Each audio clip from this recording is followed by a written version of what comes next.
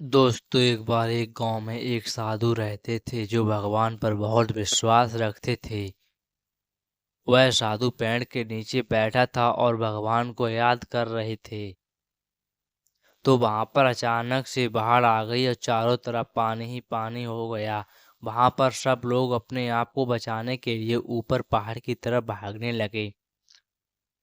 उनमें से एक आदमी ने देखा कि इस हालत में साधु जी भगवान की तपस्या कर रहे हैं और उसने सोचा कि ये साधु जी अपने आप को बचाने के लिए कहीं जा क्यों नहीं रहे हैं।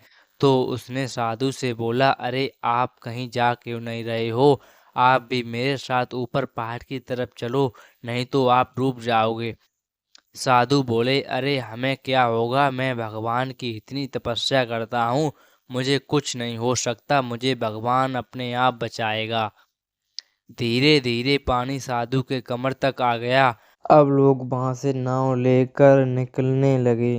उनमें से एक ने साधु से कहा, अरे पानी आपके कमर तक आ गया, आप हमारे साथ चलो। तो साधु ने कहा कि नहीं नहीं, भगवान मुझे अपने आप बचाएगा। और वह नाव वाला भी वहां से चला गया।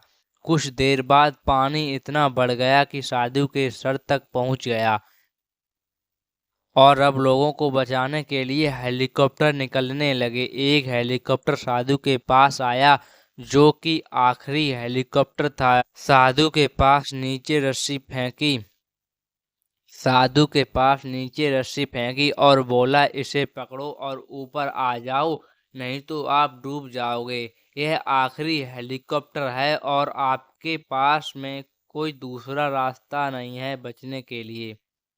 साधु ने कहा, यह रस्सी वापस ऊपर खींच लो और आप चले जाओ, मुझे भगवान के ऊपर पूरा भरोसा है, वह मुझे बचा लेगा।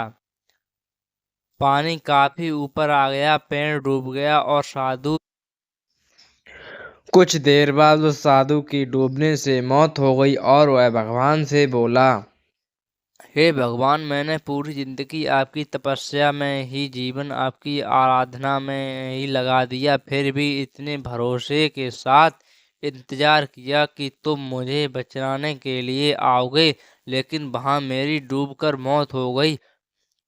ऐसा क्यों किया मेरे साथ? भगवान बोले, मूर्ख इंसान, एक बार नहीं, मैं तीन तीन बार आया था, तो तीनों बार मैं ही तो था। पहला पैदल, दूसरा नाव के द्वारा आया और तीसरी बार हेलीकॉप्टर के द्वारा आया, लेकिन तुमने मेरा एक भी अवसर पहचान नहीं पाया। पता नहीं किसका इंतजार कर रहा था। इस तरह से जिंदगी में हमें ऊपर वाला बहुत से मौके देता रहता है, लेकिन हम सब उस मौके को ठुकराकर पता नहीं किस चीज का इंतजार कर रहे होते हैं कि वो होगा तभी मैं करूँगा।